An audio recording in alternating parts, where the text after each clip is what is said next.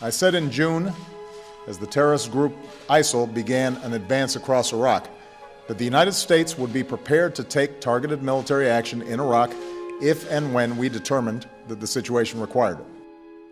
President Obama and the United States military recently began airstrikes in Syria and Iraq in order to combat our old friends al-Qaeda and the Islamic State, terrorist groups that they say are imminently going to attack the United States. Now, there are some crazy, irrational Americans who think that bombing these countries is not the solution and that it's actually an unwise decision that will lead to endless war in the region and is really just to gain profits for war profiteers and to satisfy the whims of politicians. But they're wrong.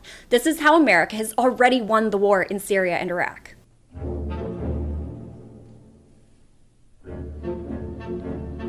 By flipping out over the beheadings of American journalists, the government already tricked Americans into thinking they care about Americans, journalists, and the inhumanity of beheadings. Now, this is quite the task, considering they don't care about Americans. They go out of their way to oppress journalists, and their allies, the Saudis and the Free Syria Army, are happily beheading people all the time. Next, the government victoriously announced that they had attacked not just ISIS, but al-Qaeda, who conveniently were in the final stages of obliterating the United States. They cleverly relied on the media's pundit armies to regurgitate these claims, with the only proof being that the government said so, and they reminded Americans that they're a force of good and God. As evidence and proof piles up that American airstrikes killed innocent civilians, in congruence with America's long history of war crimes, count on the media to ignore it, downplay it, or parrot talking points that there were terrorists in them there grain silos.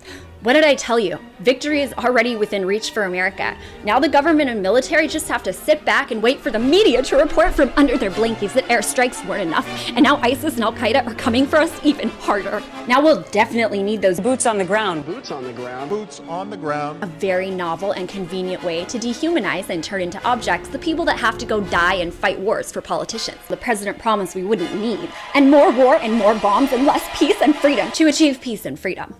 Oh, wait.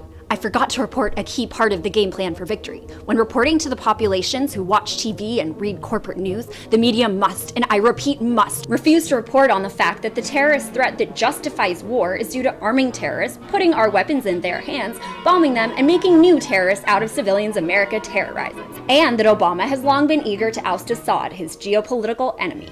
See?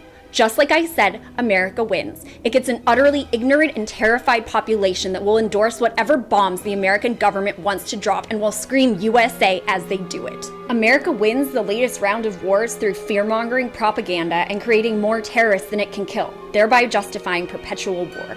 But the truth is that the American government won this battle decades ago when it convinced Americans that it bombs for peace and freedom and built an empire on this false premise.